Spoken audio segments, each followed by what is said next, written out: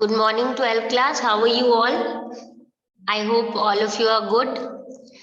Now class, we were on this theme 11 of history, rebels and the Raj, जिसमें हमने detail में revolt of 1857 के बारे में पढ़ा है और हमने देखा है कि किस तरीके से सिपाहीज जो हैं उन्होंने स्टार्ट किया और फिर इसमें रिवोल्ट में इस रिबेलियन में बहुत सारे जो सेक्शन है इंडियन सोसाइटी के वो एड ऑन होते गए, इसीलिए ये एक म्यूटनी से क्या बन गया, एक रिबेलियन बन गया।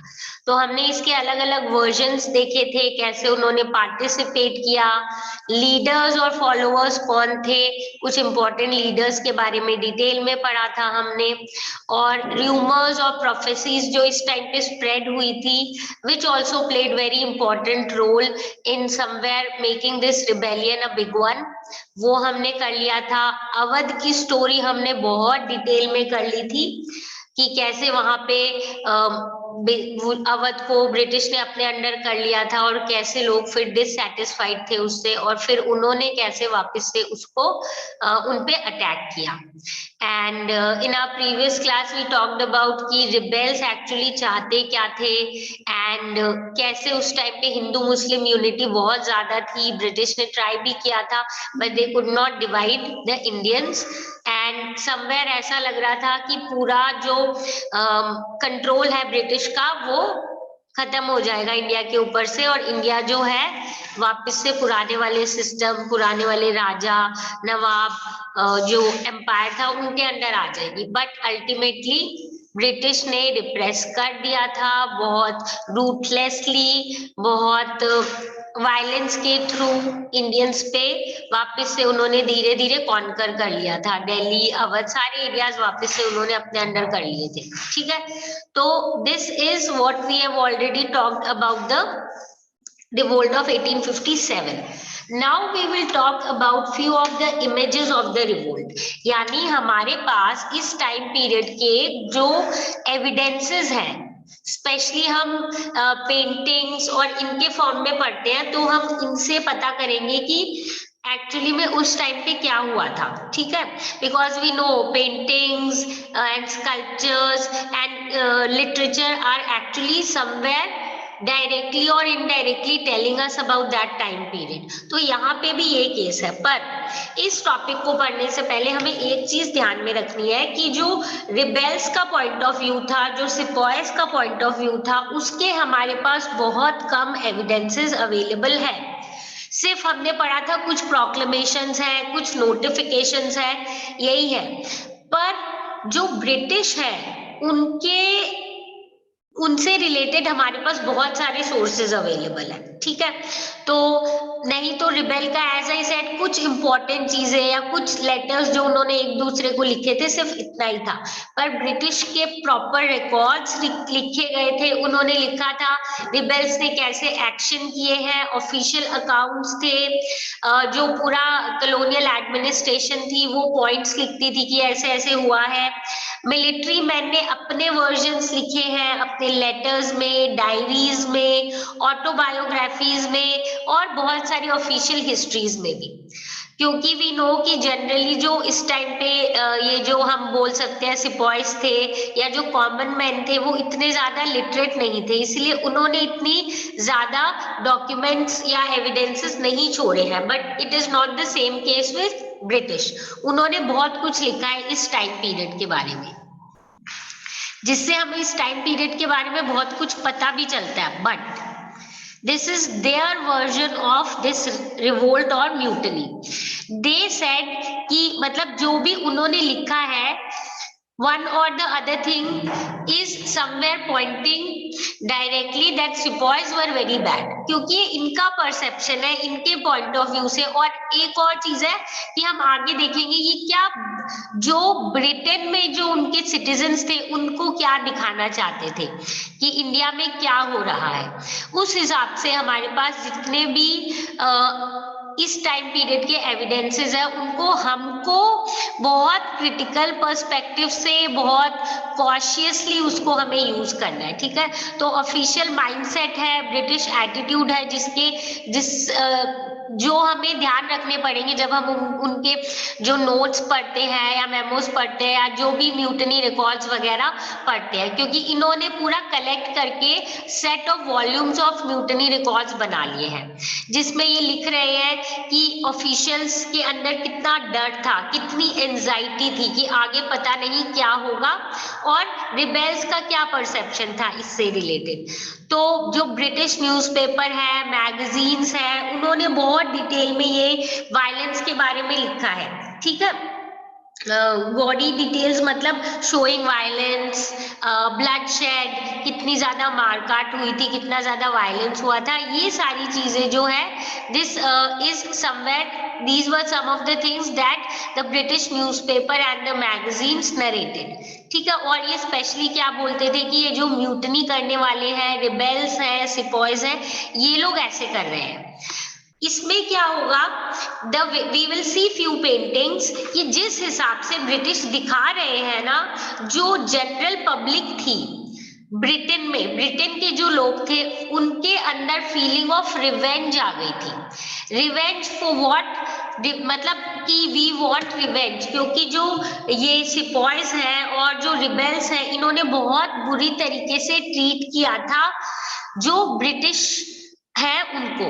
और सिर्फ ब्रिटिश में हम ये नहीं बोलेंगे कि जो मेल थे या जो ऑफिसर्स थे सिर्फ उनको नहीं, जो विमेन हैं, जो बच्चे हैं, उनके ऊपर भी बहुत ज्यादा वायलेंस किया गया था, बहुत ज्यादा हम बोलेंगे कि टॉर्चर जैसे किया गया था, उनको मारा गया था। इसीलिए तो जिस हिसाब से इन्होंने दिखाई थी, जो पेंटिंग्स थी या जो भी रिटन डिपिक्शन था, उससे जो पब्लिक फीलिंग्स थी वो ऐसी हो गई थी कि वो लोग चाहते थे कि जितने भी ये इंडियन सिपॉयज हैं, इंडियन रिबेल्स हैं, जिन्होंने ये सब किया है, इनको बहुत हार्श पनिशमेंट भी मिलनी चाहिए और साथ में हमें इसका बदला भी चाहिए, ठीक है। तो एक सबसे इम्पोर्टेंट रिकॉर्ड अगर हम देखें म्यूटनी का, तो हम देखेंगे बहुत पिक्चर के फॉर्म में बहुत सारी इमेजेस इस टाइम पे है जो ब्रिटिश और इंडियंस ने इस टाइम पे पेंट की थी, और समवेयर हमारे पास एविडेंस है कि इस टाइम पे पेंटिंग्स वगैरह बनाई गई थी। जो पेंटिंग्स भी थी, पेंसिल वाली ड्राइंग्स भी थी, एचिंग्स भी थी। एचिंग्स क्या होती है, मेटल प्लेट के ऊपर एनग्रेव करके ऐसे पेंटिंग जैसे बनाई जाती है, ठीक है। पोस्टर्स थे, कार्टून्स थे, बाजार प्रिंट्स थे। तो ये सारी चीजें जो है, ये सारी चीजें हम देखेंगे कि अपने पास एज एविडेंसेस है and they actually help us to understand about this time period, ठीक है। But then again keep in mind we need to understand कि हम किसकी साइड का वर्जन देख रहे हैं, ठीक है। तो अलग अलग टाइप की पेंटिंग्स हमने देख ही लिया, अलग ये एनग्रेव करके थोड़ा केमिकल और इससे ये जो मेटल के ऊपर पेंटिंग करते थे, और बाकी normal painting, pencil painting, posters, cartoons वगैरह तो थे। हम कुछ पेंटिंग्स को अब डिटेल में पढ़ेंगे। सबसे पहली है हमारी सेलिब्रेटिंग द सेवियर्स। अब ये किसका वर्जन है, this is the version of British. Now, British pictures we'll see that offer variety of images, जिसमें जैसे कि मैंने अभी बोला, वो पेंटिंग देख के जो ब्रिटिश के लोग हैं, ब्रिटिश पीपल या जो वहां के जो लोग हैं जो ब्रिटेन में रह रहे थे अभी, उनके अंदर बहुत ज्यादा रिवेंज की फीलिंग जो है जेनरेट हो रही थी। अलग अलग इमोशंस और रिएक्शंस हो रहे थे। बहुत टाइप की पेंटिंग्स थी, कुछ ऐसी थी जिसमें वो सेलिब्रेट कर रहे थे ब्रिटिश हीरोज को, कि जो ये ब्रिटिश है इन्होंने सेव किया है और इन्होंने रिप्रेस किया है इन रिबेल्स को जो कि अच्छे नहीं है। इससे रिलेटेड एक पेंटिंग है रिलीफ ऑफ लखनऊ, ठीक है। If you look at this painting, this is relief of Lucknow. It was painted by Thomas Jones Barker, 1859 में इन्होंने की थी। अब इस पेंटिंग में था क्या, इन्होंने बोला कि जब रिबेल ने लखनऊ को कैप्चर कर लिया था, तब यहाँ के जो कमिश्नर थे वो थे हेनरी लॉरेंस। उन्होंने क्रिश्चियन पॉपुलेशन को अपने साथ इकट्ठा किया था। और एक बहुत हैवीली फोर्टिफाइड रेजिडेंसी थी, मतलब फोर्टिफाइड पूरा किला जैसा बना हुआ था, जहां पे इन्होंने इन लोगों को रखा फॉर देयर सेफ्टी। लॉरेंस को खुद मार दिया गया था, पर वो जो रेजिडेंसी थी वहां पे कंटिन्यूअसली वो लोग क्या करते रहे, जो भी लोग वहां थे ना उनको बचाते रहे, ठीक है। और उस समय फिर जो कमांड है वो आ गई थी in the hands of colonel English. अब क्या हुआ, सितंबर 25 को हम देखेंगे जेम्स ऑटरम और हेनरी हैवलॉक जो थे वो आए। उन्होंने क्या किया, रिबेल जो फोर्सेस हैं उनके ऊपर वापस से अटैक जैसे किया। ब्रिटिश के जो गैरिसन्स थे, ब्रिटिश के जो एरिया थे जहाँ पे ब्रिटिश की आर्मी थी, उसको वापस से क्या कर लिया, अपने अंडर कर लिया, ठीक है। उसके 20 डेज बाद हम देखेंगे कॉलिन कैम्पबेल जो है, जिनको नया कमांडर अपॉइंट किया गया था ब्रिटिश फोर्सेस का इंडिया में, वो अपने फोर्सेस के साथ आए और उन्होंने वापस से पूरा का पूरा ब्रिटिश गैरिसन अपने कंट्रोल में ले लिया। ये जो लखनऊ को वापस से अपने कंट्रोल में लेना है, ये एक तरीके से ये बोल रहे हैं story of survival, heroic resistance and ultimate triumph of the British power।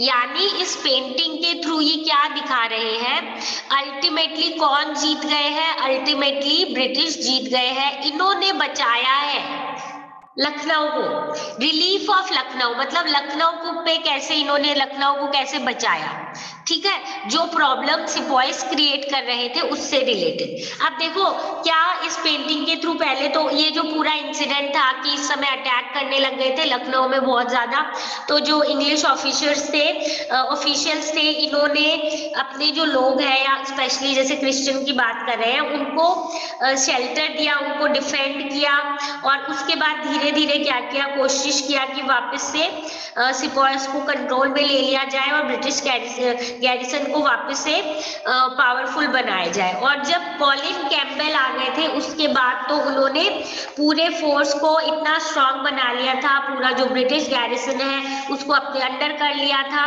और अल्टीमेटली हीरोइक जैसे, मतलब हीरो जैसे क्या इन लोगों ने फाइट किया था, किसने, ब्रिटिश ने। और अल्टीमेटली ये लोग क्या हो गए थे, ये लोग जीत गए थे।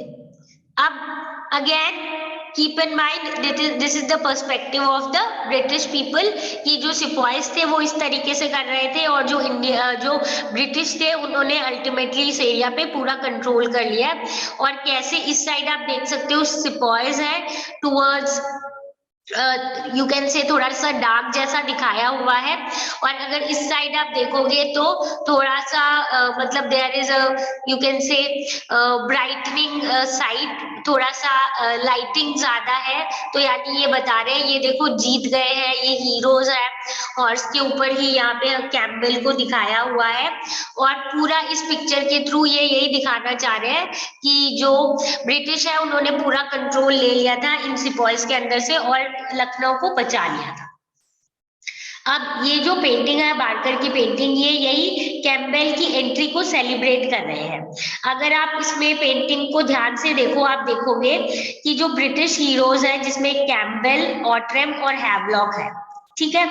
और ये जो है ये मेन हीरोज और मेन कमांडर्स हैं यहाँ के, जिन्होंने अल्टीमेटली वापस कंट्रोल अपने हाथ में ले लिया। अगर आप देखो the gesture of the hands of those around lead the spectators eyes towards the centre, मतलब ये देखो पॉइंट कर रहे हैं सेंटर की तरफ। और हीरोज जो है they stand on the ground that is well lit with shadows in the foreground and damage residency in the background. जैसे मैंने बोला है ना, मतलब इनकी साइड तो एकदम लाइट लाइट दिखा रहे हैं, रोशनी दिखा रहे हैं, ये लोग जीत गए। और इस साइड पे दिखा रहे हैं जो इंडियन सिपॉइज है ये हार गए हैं। एंड ये बोल रहे हैं, बीच में आप देखो इस पिक्चर में कुछ लोगों को डेड भी दिखाया हुआ है, इंजर्ड दिखाया हुआ है। ये बता रहे हैं इसके थ्रू कि जब ये पूरा सीज हुआ था तो कितनी सफरिंग हुई थी। और जो ट्रायम्फेंट हीरोज है, हीरोज कौन है यहाँ पे, ये कैम्पबेल, ऑटरम और हैवलॉक जो हॉर्सेस पे है, ये मिडिल ग्राउंड पे है। और ये क्लियरली दिखा रहे हैं कि ब्रिटिश कितने पावरफुल है और उन्होंने अल्टीमेटली क्या कर लिया है, लखनऊ के ऊपर वापस से अपना पूरा कंट्रोल कर लिया है।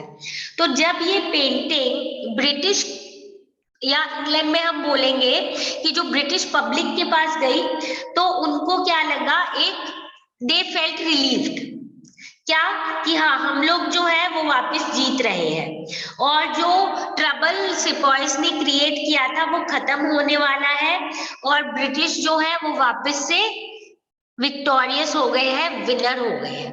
Okay, so just keep in mind किस तरीके से दिखाया हुआ है और इससे क्या ब्रिटिश पीपल को अश्योर किया हुआ है कि देखो हम लोग वापस जीत रहे हैं, आपकी कंट्री जो है वापस कंट्रोल कर रही है, जो भी प्रॉब्लम्स इन सिपॉइस ने क्रिएट की थी वो सारी की सारी हमने सॉल्व कर दी है। ठीक है, so this was an important painting, you need to know about it. Relief of Lucknow, Thomas Jones Barker जो है उन्होंने पेंट की थी और इसमें कैम्बेल और कैसे पूरे लखनऊ के ऊपर वापस कंट्रोल कर लिया था ब्रिटिश ने, उसको डायरेक्टली इनडायरेक्टली दिखाया गया है। ब्रिटिश को एक ब्राइट लाइट में दिखाया गया है, विक्टोरियस दिखाया गया है और सिपॉइस को डिफीटेड दिखाया हुआ है। ठीक है, और ये बोल रहे हैं इंजरीज और डेड हुई थी क्योंकि इस हिसाब से सिपॉइस ने अटैक किया था और अल्टीमेटली हम भी जीत गए। ठीक है, अब एक और वर्जन देखते हैं हम, English women and honour of Britain. इस टाइम पे बहुत सारी ऐसी पेंटिंग्स भी बनी थी जिसमें ये दिखा रहे हैं कि जो ब्रिटिश जो इंडियन सिपॉइज है ना उन्होंने अटैक किया था विमेन और चिल्ड्रन पे भी बहुत, और जो ब्रिटेन की विमेन है उन्होंने बहुत ब्रेवली फाइट किया था और जो ब्रिटेन के ऑफिसर सोल्जर्स वगैरह है जो उनको डिफेंड करने की, बचाने की, सेव करने की कोशिश कर रही थी। So let us talk about the next painting which is English women and the honor of Britain. मतलब ये जो पेंटिंग है इसके बारे में सबसे पहली पेंटिंग जिसके बारे में हम पढ़ेंगे वो है मेमोरियल। ये बनाई थी जोसेफ नियोल पैटन ने और 1859 में बनाई थी। तो हम बहुत सारी पेंटिंग्स देख सकते हैं कि 1858 के बाद ही बनाई गई थी।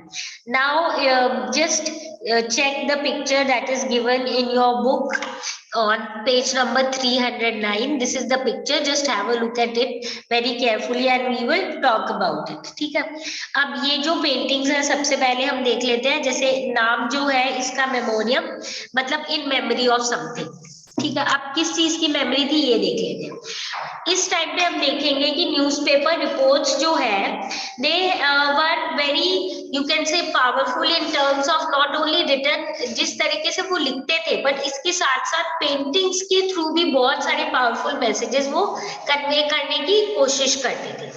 ठीक है, ब्रिटेन के जो न्यूज़पेपर रिपोर्ट्स वगैरह थे और ये इस तरीके से बनाए जाते थे कि जो पब्लिक है, ब्रिटिश पब्लिक, उनके अंदर एक सर्टेन सेंटिमेंट्स डेवलप हो which should be against the sepoys and should be in the favor of British। तो पर्टिकुलरली हम देखेंगे कि बहुत सारी ऐसी कहानियां बताई गई थी, ऐसी स्टोरीज बताई गई थी which may be true may not be true, which were shown basically against women and children, मतलब the actions done by sepoys against women and children। जो ब्रिटिश यानी कि जो ब्रिटिश वुमेन और चिल्ड्रन है उनके अगेंस्ट सिपॉइज ने क्या किया था, इस हिसाब की पेंटिंग्स बनाते थे कि जो ब्रिटिश पब्लिक है उनके मन में बदले की भावना आ जाती थी। ठीक है, रिवेंज की भावना आ जाती थी कि हमें किसी भी तरीके से क्या करना है, इन लोगों से रिवेंज लेना है because they are killing, they are doing torturous thing with the women and children as well. तो इसीलिए इस टाइप की पेंटिंग्स बना रहे थे जिसके कारण क्या हो रहा था, ब्रिटिश पब्लिक में भी फीलिंग ऑफ रिवेंज आ रही थी और बदला लेने का जो हम बोल सकते हैं फीलिंग है वो डेवलप हो रही थी कि इनको पनिश करो इस टाइप से। तो यहाँ पे हम देखेंगे कि जो ब्रिटिश गवर्नमेंट है वो हमेशा बोलती थी कि we should protect the honour of innocent women and we should see that the children are safe. और आर्टिस्ट जो है वो इसी सेंटिमेंट्स को रिप्रेजेंट करते थे जहाँ पे दिखाया जाता था कि ब्रिटिश सिपॉइज जो है, ब्रिटिश जो है वो बचाने की कोशिश कर रहे हैं इनोसेंट विमेन को और बच्चों को, और जो इंडियंस हैं, जो रिबेल्स हैं, वो लोग क्या कर रहे हैं, उनको बहुत सारा ट्रॉमा और सफरिंग कॉज कर रहे हैं। किसको? ब्रिटेन की विमेन एंड ब्रिटेन की जो हमारे यहाँ पे चिल्ड्रन है उनको। Okay, so now check this painting in memoriam, मतलब in memory of this was painted by Joseph Newell Patton 2 years after the mutiny। इसमें आप देखो, आपको क्लियरली दिख रहा होगा इंग्लिश विमेन और चिल्ड्रन है जो एक मतलब एक साथ ऐसे इकट्ठे होके बैठे हैं इन अ सर्कल और एकदम हेल्पलेस लग रहे हैं, इनोसेंट लग रहे हैं और ऐसा लग रहा है कि बहुत डरे हुए हैं इन द सेंस इनको लग रहा है कि कभी भी जो ये आ जाएंगे इंडियन सिपॉयज और जो रिबेल्स हैं और वो उन पे अटैक कर देंगे, डिसऑनर करेंगे, वायलेंस होगी और डेथ भी हो सकती है। ठीक है, सो इन मेमोरियम ये यहाँ पे देखो क्लियरली ब्लडशेड या वो नहीं दिख रहा कि मार काट हो रही है या वायलेंस हो रहा है, ऐसे दिखा नहीं रहे, पर ये सजेस्ट करे, इस पेंटिंग को देख के आपको लगेगा कि जो विमेन है वो बहुत डर रही है और वो सोच रहे हैं कि पता नहीं क्या होगा, इनएविटेबल सिचुएशन है कि ऐसा लग रहा है बच नहीं सकते, आएंगे वो लोग और अटैक करेंगे। ठीक है, और ये पेंटिंग देखते ही है ना लोगों के मन में ऐसे गुस्सा सा आ जाता है कि कैसे कोई इनोसेंट लोगों के साथ ऐसा कर सकता है, और एकदम लोगों के अंदर गुस्सा और बहुत ज्यादा एंगर के साथ साथ बदले की भावना भी डेवलप हो जाती है। तो इसमें बोल रहे हैं कि एक तरीके से दिखा रहे हैं कि जो रिबेल्स है वो बहुत वायलेंट है, बहुत क्रूअल है, एंड जबकि उनको पिक्चर में इंडियन रिबेल्स को दिखाया नहीं हुआ। At the background, if you see, you will see the British forces are coming as saviors। ये जो दिखा रहे हैं पीछे, ये दिखा रहे हैं, ये जो है ये ब्रिटिश फोर्सेस है एक्चुअली में, जो सोच रहे हैं कि हम आके इनको क्या कर दे, प्रोटेक्ट करें, क्योंकि इन पे कभी भी किसी भी टाइम भी क्या हो सकता है, जो इंडियन रिबेल्स है वो अटैक कर सकते हैं। ठीक है, and they are just arriving so that they can protect and save the British women and kids। ठीक है, तो इस पेंटिंग के थ्रू समझो, without saying few things are very clear, people will obviously have a feeling of sympathy with these people and will have a feeling of revenge, anger against those who have created such situation।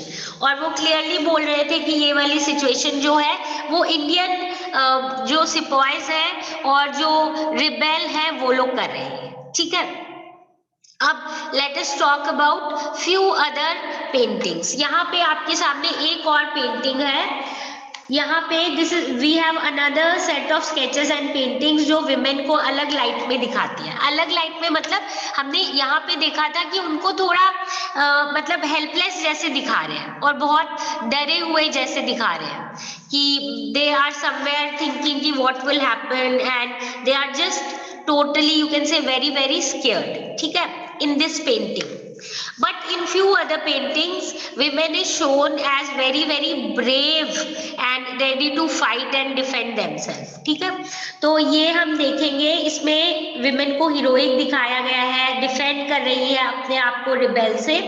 और इसका ये जो आपके सामने painting visible है, I think you all can see this painting. इस painting में भी हम देखेंगे कि कुछ चीजें क्लियरली अपने को दिखाई गई है। So let us understand about this painting. इसमें सबसे पहले ये जो लेडी है ये मिस व्हीलर है। ये बहुत आप देखोगे स्टर्नली, बहुत strongly somewhere she is standing and she is defending her honour single handedly, अकेली, and she is killing and attacking the rebels. कैसे आप देख सकते हो, यहाँ पे इसको गोली मारी है, this rebel has also died and this rebel is also lying on the floor. मतलब she is very strong, she is defending herself and she is attacking the killing and the attacking rebels जो है। and as in all such, ऐसे जो British representation जितनी भी है ना, उनको कहीं ना कहीं रिबेल का आप रिप्रेजेंटेशन देखो, बहुत ज्यादा इनको खराब जैसे दिखाया गया है, डेमोनाइज किया गया। You can see the face, it seems they are very bad, very cruel kind of people, and she is defending herself।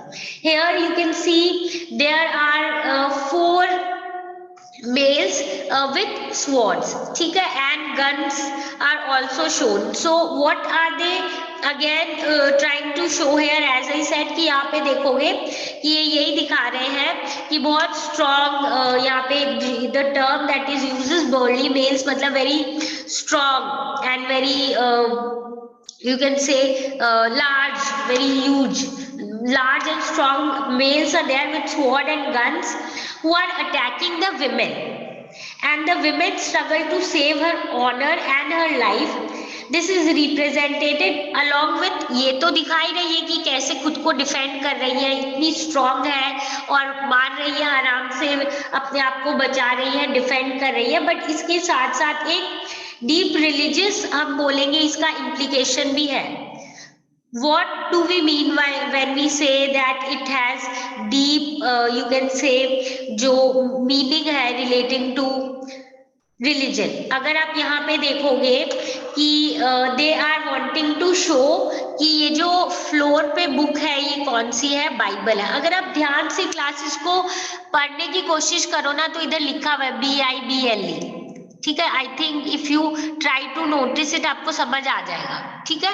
ये जो बुक है इसको दिखाया हुआ है बाइबल, एंड ये जो बाइबल है ये फ्लोर पे पड़ी है, और ये जो मिस व्हीलर है ये इसको भी समवेयर डिफेंड करने की कोशिश कर रही है, and she is trying to save the honour of Christianity as well. Okay, so that means this lady is shown as a very strong lady who is not only defending herself against these strong जो sepoys हैं या these strong males who are attacking her, the rebels, but इसके साथ साथ she is also trying to save her religion and save the Christianity through this book. You can try to understand, ठीक है. तो ये दिखा रहे हैं miss wheeler defending herself against sepoys in Kanpur, ठीक है. Now let us talk about one more aspect of these paintings. अगर हम अब देखेंगे एज आई सेड कि एक होता है बदला लेना, और अब यहाँ पे बिकॉज हर पेंटिंग में ऐसे दिखाया हुआ है कि ये जो इंडियंस है they were somewhere you can say doing lot of atrocities on the British, तो ऑब्वियसली और ये सारी चीजें डिपिक्ट की जा रही थी through paintings, newspaper report etcetera. So it generated some kind of you can say the feeling of revenge, है ना. एंड वेनिजेंस का मतलब होता है बेसिकली अगेन बदला जैसे लेना, प्रतिशोध लेना, and retribution. I already told you कि इसका मतलब है कि इन लोगों को क्या मिलनी चाहिए, सजा मिलनी ही चाहिए. They should be punish for whatever they have done. तो मतलब रिवेंज की फीलिंग एंड पनिशिंग देम वाली फीलिंग ये कैसे डिपिक्ट की जा रही थी ये भी हम देखते हैं, ठीक है. अब क्योंकि पेंटिंग्स के कारण क्या हुआ था, एकदम waves of anger and shock जो है it spread all over Britain, and there were demands of retribution which grew very very louder. There were visual representation and news about the revolt, ठीक है. कि अब धीरे धीरे ये लोग कोशिश कर रहे थे कि इतने ज्यादा रिप्रेजेंटेशन कर ले और इस हिसाब से ये लोग क्या करें कि बदला ले वापस से इंडियन से. तो बहुत जरूरी भी है अकॉर्डिंग टू ब्रिटिश, जरूरी भी है ये और जस्ट होगा. It will be correct, it will be a justful thing, ठीक है, कि एक जस्टिस होगी. एंड इट वाज मतलब it is very necessary to punish these people, to take the revenge. तभी क्या होगा, ब्रिटिश का ऑनर वापस से हम एक तरीके से, क्योंकि इन्होंने ब्रिटिश के ऑनर को चैलेंज किया है, किसने, इंडियन रिबेल्स ने, तो उसके अगेंस्ट उनको बदला लेना बहुत जरूरी है और उनको समझाना जरूरी है कि हम कितने पावरफुल हैं. तो threaten by the rebellion British जो है उनको लगा बहुत जरूरी है हमें ये भी दिखाना कि हम लोग जो है हारने वाले नहीं है, हमें कोई नहीं हरा सकता. तो इसी को एक और इमेज के थ्रू रिप्रेजेंट किया गया है. This image again you can C in your book on page number 310. इसमें एलिग्री यानी ये रिप्रेजेंटेशन के फॉर्म में फीमेल फिगर दिखा रहे हैं, जस्टिस को रिप्रेजेंट कर रहे हैं, with a sword in one hand and shield in the other. उनका पोस्चर देखो यहाँ पे बहुत अग्रेसिव है, ready to fight, ready to defeat, ready to take the revenge. And उनके फेस पे भी, if you check the face of the lady you will notice कैसे एकदम she is ready to take the revenge, मतलब very very enraged, she is very very angry and she has a deep desire to take the revenge from the Indian rebels for whatever they have done, and वो सिपॉयस को पैर से trample करती हुई जा रही है, एंड समवेयर ये बोल रहे हैं कि एक साइड पे अगर आप ध्यान से देखो यहाँ पे विमेन वगैरह जो है वो क्या है, डर रही है, mass of Indian women and children cower with fear, इनको डर लग रहा है कि whatever is happening and she is actually killing the Indian rebels. और इस पेंटिंग का नाम दिया गया है जस्टिस, ठीक है। आप देखो ये 12 सितंबर 1857 को पेंट की गई थी। इसमें लिखा हुआ है कि जो न्यूज है of the terrible massacre at Kanpur को ऐसे लिखा है, this produced an outburst of a you can say indignation, ठीक है, indignation and wild desire for revenge throughout the England, यानी पूरे इंग्लैंड में हम देखेंगे सारे लोग इस चीज के लिए रेडी है, ऐसे रिप्रेजेंट कर रहे हैं। देखो शील्ड में भी एक तरीके से वो इक्वालिटी वाला साइड है, जस्टिस वाला साइड है कि हम जस्टिस कर रहे हैं, इनको मार रहे हैं, and the lady is ready to fight, and allegory एक रिप्रेजेंटेशन है एक आइडिया का, एब्स्ट्रैक्ट आइडिया का। किस एब्स्ट्रैक्ट आइडिया का? जस्टिस का, ठीक है। जस्टिस को इस फॉर्म में रिप्रेजेंट किया गया है that Indian that the British will take the revenge and there is no way for the Indians to now run away और मतलब defend themselves from whatever will be the consequence, because they are responsible, they are the one who first of all did all of these, ठीक है। एक और painting है यहाँ पे, वो भी हम पढ़ लेते हैं। This is the performance of terror. अगर हम परफॉर्मेंस ऑफ टेरर की यहाँ पे बात करें, लुक एट दिस पेंटिंग, यहाँ पे लिखा है British lions vengeance on the Bengal tiger, मतलब उसका बदला ले रहे हैं। अब देखो इसमें है क्या, हम क्लियरली समझ लेते हैं। बंगाल इंपॉर्टेंट था, बंगाल टाइगर इंडिया को रिप्रेजेंट कर रहा है और जो इंडियन रिबेल्स को रिप्रेजेंट कर रहा है, जो विमेन और बच्चों पे अटैक कर रहे हैं, और इससे बदला कौन ले रहा है? ब्रिटिश लायन, और वो उसको डिफीट कर देगा। यानी जो ब्रिटिश है वो क्या कर रहे हैं? They are attacking again the Indians and they are somewhere we will notice that what are they doing, they are trying to attack and then take the revenge from the British, ठीक है। British से ये revenge ले रहे हैं, sorry India से ये revenge ले रहे हैं। बंगाल टाइगर को इंडिया के फॉर्म में रिप्रेजेंट किया है, जो विमेन और बच्चों पे अटैक कर रहे हैं, ब्रिटिश विमेन और बच्चों पे, और इसका बदला ले रहे हैं लायन ब्रिटिश के फॉर्म में, जो कि इनको डिफीट कर देंगे, ठीक है। अब इसके बाद यानी ये यहाँ पे कोशिश कर रहे हैं that we need to understand that we are taking the revenge and it is not easy for the Indians to save themselves now, because they are the one who have done lot of atrocities on the British. एक और हम देखेंगे performance of terror. यहाँ पे अब इनको दिखाना भी है इंडियन पीपल को, क्या दिखाना है कि देखो हम क्या ले रहे हैं, हम सॉरी ब्रिटिश की पब्लिक को दिखाना है कि देखो we are taking the revenge. तो ये कैसे दिखाएंगे, ये भी कुछ पेंटिंग्स के थ्रू दिखा रहे हैं, वो भी हम देख लेते हैं। Now this is the painting that you can clearly see in your book on page number 311 and also on your screen. इसमें आप देखोगे कि because everyone wanted that the British should take revenge and punish the rebels, तो rebels को बहुत बुरी तरीके से मारा गया था, गन से इनको मारा गया था, इनको हैंग किया गया था, इवन बहुत सारे जो तोप होती थी उनके जो माउथ है उस पे उनको बांध दिया जाता था और तोपों से उड़ा दिया जाता था, और हैंग तो किया जाता था, गन से मारा जाता था, और वैसे भी बहुत ज्यादा इनको ऑब्वियसली रिवेंज लेने के लिए और भी बुरी तरीके से रिप्रेस किया जाता था, टॉर्चर किया जाता था, दे were killed.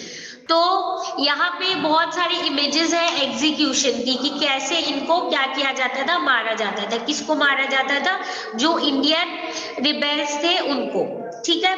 So this is clearly I suppose visible to you, and हम देखेंगे इसके इमेजेस जो है ये क्लियरली ये यहाँ पे प्रिंट करके और पेंट करके ये पॉपुलर जर्नल्स में सर्कुलेट करते थे ब्रिटिश पीपल को बताने के लिए कि हाँ देखो हमने बदला ले लिया है।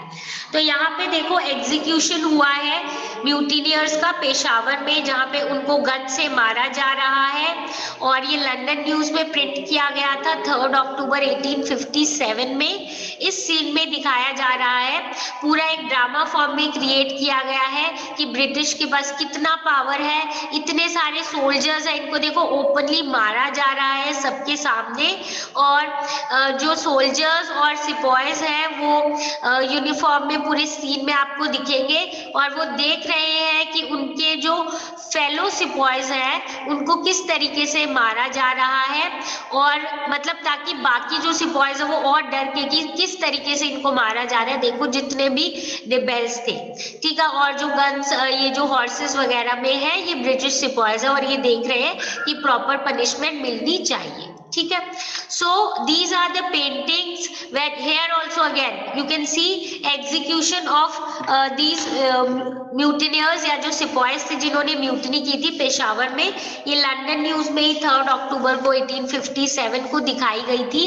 इसमें आप देखोगे 12 रिबेल्स को, देखो देयर आर 4 + 4 + 4 12 है, ठीक है, 12 रिबेल्स है जिनको के हैंग किया जा रहा है with cannons all around them. और एक तरीके से ये कोई रूटीन पनिशमेंट नहीं थी, पर ये एक टेरर दिखा रहे थे ताकि लोगों के अंदर डर आए कि देखो पनिशमेंट जो है वो किस टाइप से आपको दी जाएगी। एंड क्लोज स्पेस में दी जाती थी, और ओपन मतलब थिएटर जैसे ऐसे ओपन परफॉर्म किए जाते थे। यहाँ कैनन्स दिख रहे हैं, यहाँ पे यहाँ आपको लोग दिख रहे हैं जिनको हैंग किया जा रहा था, एंड इनको इस तरीके से पनिश किया जा रहा था ताकि इंडियंस के अंदर एक फियर जनरेट हो जाए, और जो ब्रिटिश पीपल है वो खुश हो जाए कि हाँ इनको आखिर में हमने रिवेंज ले लिया है और इनको पनिशमेंट मिल गई है, और इंडियंस जो है उनके अंदर एक फियर जनरेट हो जाए कि आपने ऐसा किया था इसलिए आपको ऐसी पनिशमेंट मिल गई है, नेक्स्ट टाइम से आप ऐसा कुछ